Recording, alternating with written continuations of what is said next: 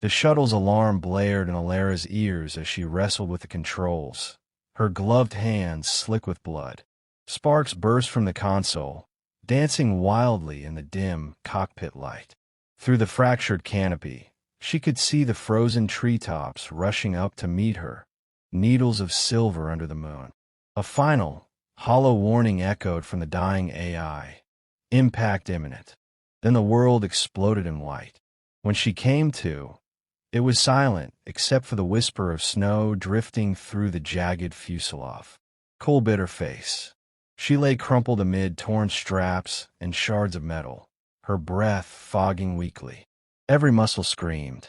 Slowly, she pushed herself upright, gasping as pain lanced down her side. The shuttle lay in ruin, half buried in a shallow ravine. Its starboard wing snapped like a broken limb.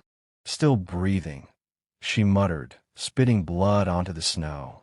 Her rifle was pinned beneath a crushed panel. With a grunt, she wrenched it free, inspecting the battered weapon. The scope was cracked, but the mechanism intact.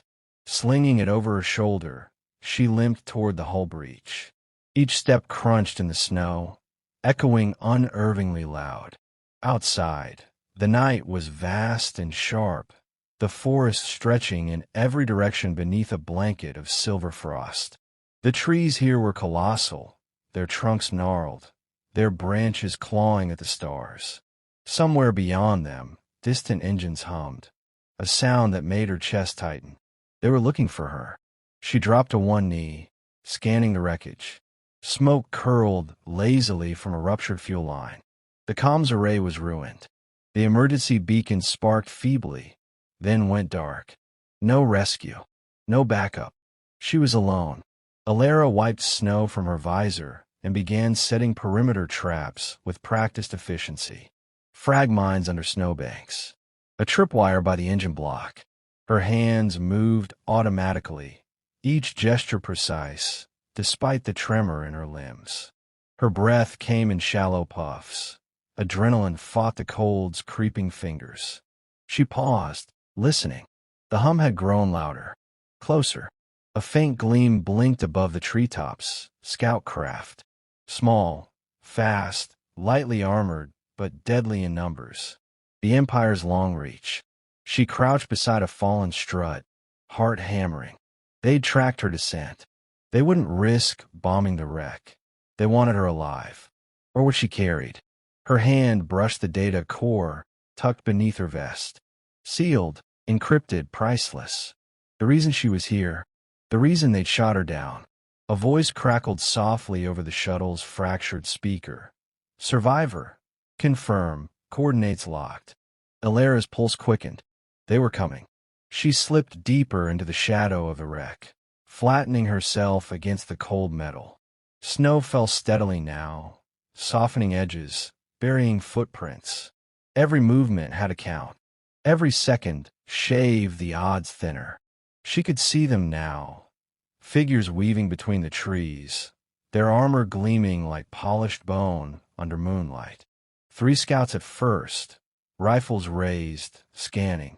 One knelt, touching the snow where her blood had dripped. He looked up, signaling. They knew. Alara steadied her breathing, sighted her rifle along the snowbank. The nearest scout stepped into range. She squeezed the trigger. The shot cracked through the night, dropping him instantly. The others dove for cover, shouting into their comms. More figures materialized from the treeline. 5, 7, 10. She fired again, clipped a second scout's shoulder. A return volley of plasma stitched across the wreckage, lighting the snow in flashes of blue and red. Metal hissed. Sparks flew. Alara ducked, cursing under her breath. She couldn't hold them off. Not like this. Not here. A grenade arced over the fuselage. She rolled aside as it detonated, sending a geyser of snow and debris into the air. Her ears rang. Vision swam. Above the chaos, she glimpsed the silhouette of an officer, taller, broader, armor-plated with imperial insignia. He lifted a hand, signaling ceasefire. The soldiers hesitated. The woods fell eerily still. Alara Voss, the officer called, voice amplified and calm. Lieutenant, surrender the Corps. You fought well enough. She wiped blood from her lips, met his gaze across the ruin. Go to hell. A flicker of amusement crossed his face. Very well. He raised his fist. Blaster fire erupted from every direction, slamming into the wreckage, chewing through steel, scarring the snow with molten craters. Alara pressed against the cold hull, breath burning in her lungs, counting shots, tracing angles. A bolt grazed her thigh. Another shattered her rifle stock. She bit back a cry, pulled a sidearm from her belt. The barrel glowed faintly, a last charge humming inside. Not yet, she whispered. The officer stepped forward, lowering his weapon. End it, he commanded. The scouts closed in, rifles raised, their footsteps crunching nearer. Alara leaned against the wreckage, blood pooling beneath her, fingers tightening on the pistol grip. Her heartbeat slowed, steady as a drum. Somewhere, a wind stirred the trees, colder than the night, sharper than steel. A whisper threaded through the clearing. The officer frowned, glancing over his shoulder. The scouts paused. The wind grew louder, curling around them, carrying a voice that was not a voice, a sound that was not sound. Mine. The temperature dropped. Frost bloomed across their visors. Static crawled through their comms. Alara's lips curved faintly, even as darkness crept at the edge of her vision. I told you, she murmured. The officer's eyes widened. Above them, between the trees, something ancient stirred, and the forest exhaled. Alara pressed her back against the smoldering hull, chest heaving, every nerve poised between defiance and collapse. The scouts regrouped beyond the wreckage, their armor gleaming beneath flickering searchlights. The officer barked orders, sharp and clipped, his gaze never leaving her silhouette. She slid a fresh charge into her sidearm with trembling hands, teeth clenched against the pain radiating from her leg. Blood darkened the snow beneath her. Every movement sent fire through her limbs, yet she forced herself upright, leaning into the jagged metal. She wasn't done. Not yet. A scout crept closer, testing the perimeter. He stepped across a buried tripwire. The mine detonated with a concussive thump, hurling him backward in a bloom of flame and smoke. His comrades scattered, voices crackling over encrypted comms. Alara allowed herself a grim smile. Every second counted. Every scout delayed mattered. The officer raised a hand again, signaling a new approach. Drones hummed overhead, weaving between trees, scanning heat signatures. Their lenses gleamed like cold, unblinking eyes. She ducked beneath the hull as a laser swept past, scorching a molten line across the fuselage. Her mind raced, cataloging remaining assets. 3 grenades, 2 charges, a pistol with limited power. No rifle, no medkit, no chance of reinforcements. But she had something they didn't. Her gaze drifted toward the data core, strapped beneath her armor. She could feel its pulse, a faint warmth against her ribs, as if alive. The information inside was worth more than her life, more than this mission, more than the wreckage burning around her. Come on, you bastards, she whispered. A scout darted forward, crouching behind a fallen strut. Another moved opposite, flanking her. She fired at the first, grazing his helmet, forcing him down. The second lobbed a grenade into the wreckage. Alara snatched it mid-arc, hurled it back with a shout. It exploded halfway, flinging debris across the clearing. She dove aside, coughing through the smoke, ears ringing. The officer's voice cut through the haze, amplified and steady. Lieutenant Voss, surrender the Corps, and we end this. She wiped soot from her visor, spat blood. You'll have to dig it from my bones. Silence answered. Then the officer stepped forward, leveling his rifle. Very well. He fired. Alara threw herself behind a broken panel as the blast struck where she'd stood. Heat seared past her, lighting the snow into glass. More scouts advanced, weaving between cover, rifles raised. The drones tightened their circle, scanning for any sign of weakness. She pressed a detonator in her palm. One charge left. One chance. The officer motioned again. The scouts surged forward. She triggered the charge. The wreckage erupted in a wave of fire and shrapnel, hurling bodies backward, collapsing panels inward. The blast tossed Alara against the frozen ground, breath punched from her lungs. She blinked up at swirling embers, smoke curling into the star-strewn sky. Groaning, she dragged herself to her knees, coughing blood. The wreck still burned, twisted shadows dancing inside its ruins. Bodies lay scattered, armor scorched, weapons half buried in snow. And yet they kept coming.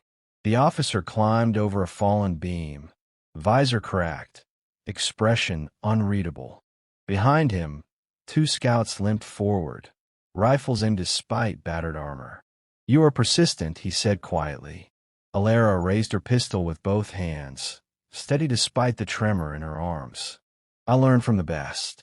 The officer tilted his head. "So I've heard." He lowered his weapon, stepping closer. "It didn't save you." Her finger tightened on the trigger. "Maybe not." A sound rippled through the clearing, soft at first, like wind through hollow bones. The scouts faltered, glancing toward the treeline. The officer's gaze narrowed. Alara felt it too, a pressure in the air, an ache in her bones. The wind carried whispers, syllables she couldn't grasp, threading between the trees like ancient breath. "What is that?" a scout muttered. The officer said nothing. His hand hovered near his sidearm, scanning the shadows. A figure emerged at the edge of the clearing, cloaked in rags that shimmered like woven night. Her hair hung in tangled braids, her face obscured by a mask of bone. She walked barefoot over the snow, leaving no footprints, her eyes burning pale beneath the mask. The officer raised his rifle. "Identify yourself." The woman stopped beside a fallen scout, placing a hand gently on his shoulder. "He was brave," she said softly, voice carrying despite the distance. "But foolish." The officer's grip tightened. "Who are you?" She looked past him, gaze settling on Alara. "I taught her," the woman murmured. Alara's breath caught. Memory stirred. A cabin deep in ancient woods, lessons spoken beside a fire. A voice that wove both comfort and terror. She blinked, disbelieving. The officer's rifle lifted. "This interference is unauthorized. Stand down." The woman sighed. "They never listen." She raised a hand. Shadows rippled outward from her palm, coiling across the snow like ink and water. The scouts cried out as their weapons jammed, circuits sparking, HUDs flickering to black. The drone spun wildly, then crashed into the ground, their lights extinguished. The officer fired. The shot passed through the woman, as if through mist. She turned her gaze on him, unhurried, ancient. "You should run." He hesitated. Then his visor cracked fully, a spiderweb of fractures spreading across the glass. His breath fogged the inside, eyes wide. Alara pushed herself upright, leaning against the wreckage, watching as the scouts fled into the trees, stumbling over roots and fallen branches. Only the officer remained, rooted by defiance or disbelief. The woman stepped closer. "Your empire forgets the old debts," she said quietly. "But we do not." The officer's weapon sagged. He took a single step back. Alara's vision swam. Pain gnawed at her edges. Yet beneath it, something stirred. Hope or dread. She couldn't tell. The woman turned once more, meeting Alara's gaze. "Rest now, child. There's more to come." And with that, she stepped into the shadow of the wreckage and vanished. Alara let her head fall back against the metal, breath ragged, heartbeat slowing. The forest had fallen silent again, but the night felt far from over. Alara woke to a faint orange glow filtering through the trees, dawn bleeding across the snow. Her body ached with every breath, muscles locked in cold knots. Smoke still rose from the shattered wreck, curling lazily into the pale sky. She pulled herself upright, groaning as her battered limbs protested. The firefight's aftermath lay in scorched craters and frozen corpses scattered beneath frost-laced branches. No sign of the scouts. No trace of the officer. Only silence, broken by the occasional crack of settling ice. Her gaze drifted toward the tree line where the woman had stood, where shadows had swallowed her without a trace. The memory felt like a fever dream. Yet the scorch marks on the snow, the shattered weapons littered across the clearing, those were real. She checked the data core, strapped beneath her vest. Intact, still warm, still humming faintly against her skin. The mission wasn't over. Alara limped toward the edge of the clearing, rifle retrieved from beneath a collapsed wing. Its barrel was warped, scope shattered, but it would serve as a crutch if nothing else. Each step stirred old snow and new blood beneath her boots. A rustle stopped her. She froze, raising the broken rifle. From between two ancient trunks emerged a figure in a battered cloak, hood drawn low. His beard was streaked with frost, his eyes dark as coals. He leaned on a gnarled staff, gaze steady. "You've made a mess," he said, voice rough as gravel. "Who the hell are you?" Alara demanded. The man chuckled softly. "Names matter little here, but some call me Yaga." Alara's grip tightened. "You're with her. The woman last night. She's older than me, child." He stepped closer, pausing beside a half-buried helmet. "And angrier." Alara frowned. "She said she taught me." "She did." He crouched, brushing snow from a sigil carved into the helmet's brow. "But you've forgotten most of what she gave you. Doesn't mean it's gone." "I didn't come here for riddles," she snapped. "Ah," Yaga mused, standing again. "You came for that little ember in your pocket." Her hand instinctively covered the data core. "This is bigger than you think." He raised a brow. "I think it's exactly as big as I know." She narrowed her eyes. "Are you here to stop me?" "No, child." His gaze softened. "I'm here to ask if you're strong enough to carry it where it needs to go." A cold wind stirred the clearing.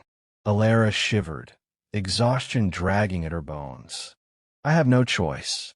"There's always a choice," Yaga murmured. "But few like the cost." He turned toward the trees. "They'll be back by sundown. Not scouts next time. Heavier. Hungrier. You've stirred things they'd hoped stayed sleeping." Alara limped after him. "You know a way out."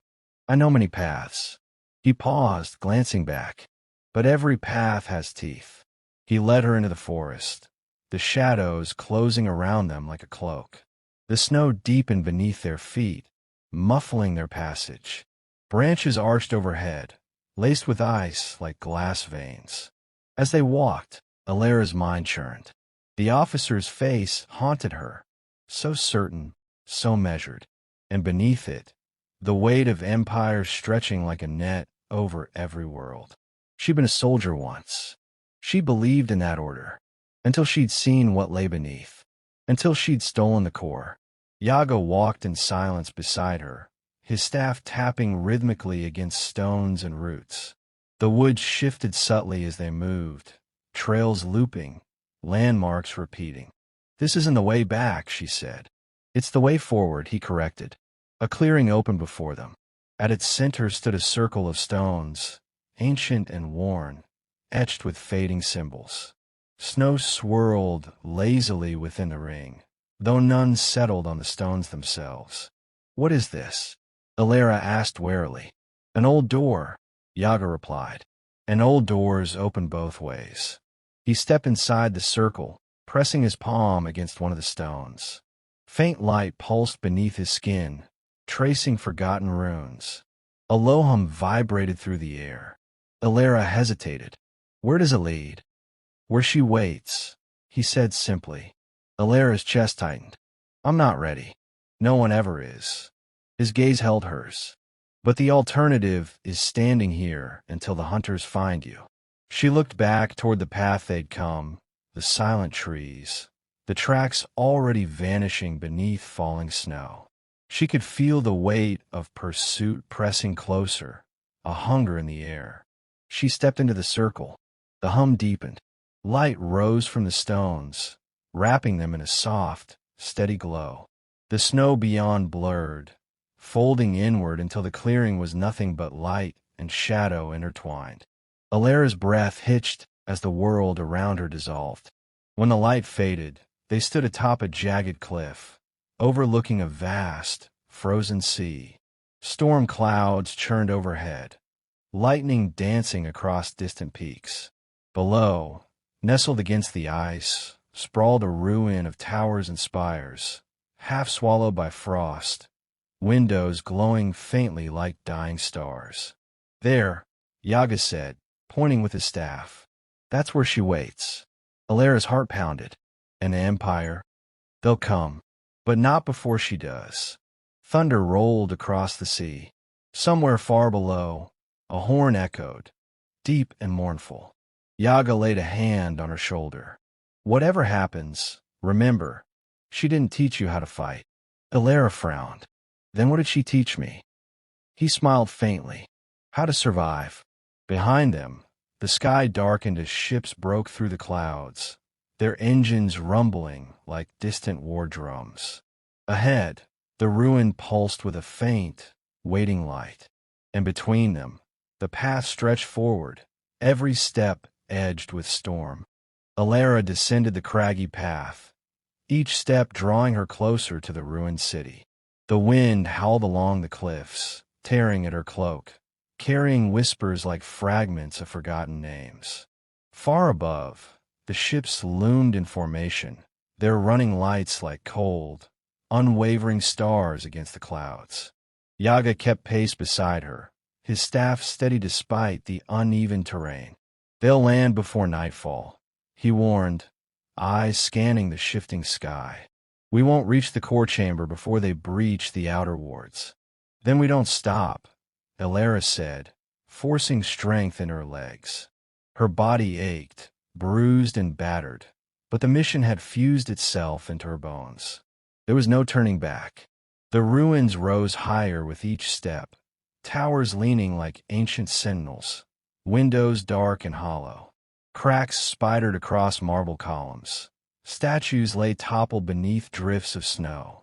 Yet faint lights glimmered beneath the ice, threads of power pulsing between crumbled stones.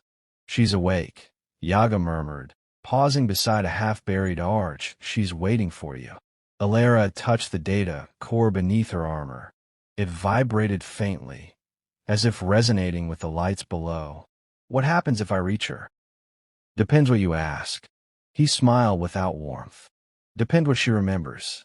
They pushed deeper into the ruin, down winding staircases where frost clung to every surface, across bridges slick with ice. Faint voices echoed from unseen chambers, melodies half-formed, woven with sorrow. At the heart of the ruin lay a great plaza, its stones arranged in a broken mosaic. In its center stood a figure cloaked in tattered veils, her arms outstretched beneath a shattered spire. Pale light radiated from her skin, casting delicate shadows across the frost. Alara stepped forward, pulse quickening. It's her. She's been many things, Yaga said softly. Once a guide, once a weapon. Now, something between. The veiled woman turned, revealing a face carved from both beauty and ruin, eyes glowing like twin moons. Her voice drifted across the plaza, neither a whisper nor a command, but something deeper. You've come far, Alara. Alara swallowed, lifting the data core. I've brought it, but I don't know what to do. The woman stepped closer, gaze lingering on the core. You were never meant to know, only to choose. Choose what? To end what they began, or to become what they fear. Her hands hovered near the core, fingers trembling like leaves in wind. Their empire was built on stolen fire. You carry its last ember. Behind them, the sky darkened. Engines roared as the empire's ships descended, beams of light lancing through clouds, scanning the ruin. Distant thunder marked the landing of heavy walkers. We're out of time, Yaga warned, glancing toward the cliffs. The woman's gaze deepened. Then choose, Elara. Elara's grip tightened on the core. What happens if I give it to you? I return to the flame, the woman replied. The knowledge lost, the chain broken. Their empire collapses from within. And if I keep it, you carry their legacy forward, she said. Their power, their curse. The ground trembled as distant cannons fired. Walls shuddered beneath the barrage. Elara stared at the core, feeling its warmth seep through her gloves. The weight of every fallen world pressed against her chest. Is there a third choice? The woman's lips curved faintly. There's always a third choice. But it costs what you are. Yaga stepped beside her. Not every price is worth paying, child. Elara looked between them. Yaga's steady caution, the woman's aching promise. The ruins trembled again. From the cliffs, armored figures poured through breaches, rifles gleaming, visors reflecting the dying light. She turned toward the spire. Then I make my own choice. Elara raised the core high, slamming it against the stone. Light erupted in a searing wave, blinding and beautiful. The plaza cracked beneath their feet, veins of fire spidering outward. The veiled woman's eyes widened, not in fear, but in wonder. So you remember. The core split open, releasing a pulse that surged through the ruin, awakening every dormant circuit, every slumbering fragment. Towers flickered to life, windows blazing like suns. The broken spire stitched itself whole, stretching toward the storm. The soldiers paused at the edge of the plaza, weapons raised, confusion flickering through their ranks. Their HUDs blinked with warnings, sensors overloaded by the surge. Yaga laughed quietly, shaking his head. You stubborn girl. Elara stepped forward as the light wrapped her, lifting her from the ground. I'm not their weapon, she said softly, and I'm not their ruin. The woman's voice joined hers, low and rising. Then be their reckoning. The towers roared as ancient defenses ignited, arcs of lightning lancing from their peaks, cutting through the invaders. The ground split, swallowing tanks and walkers in molten rifts. The air trembled with power older than empire, older than war. Elara hovered at the heart of it, the light woven into her skin, the core's knowledge unraveling across her veins. Memories not her own surged through her. Histories erased, truths buried beneath centuries of conquest. She saw the first fire, the first theft, the first broken promise, and with it, she saw the last hope. The veiled woman reached toward her. There is still a price. Elara nodded. I'll pay it. The light surged outward, blinding, all-consuming. And when it faded, the ruins stood whole again, towers gleaming beneath a cleared sky, the Empire's ships drifting aimless above, their systems silent. At the plaza's center, no figure remained. Only a circle of light pulsing faintly against the stone, waiting. Far beyond, in halls of power untouched by battle, the Empire felt a tremor ripple through its foundations. And for the first time in generations, its rulers wondered if the stars had finally turned against them. Yaga stood at the edge of the ruin, his staff planted firmly in the earth, watching the light fade. She chose well, he said quietly, and the wind carried her name across the ice, carried it beyond the ruins, beyond the Empire, into the waiting dark.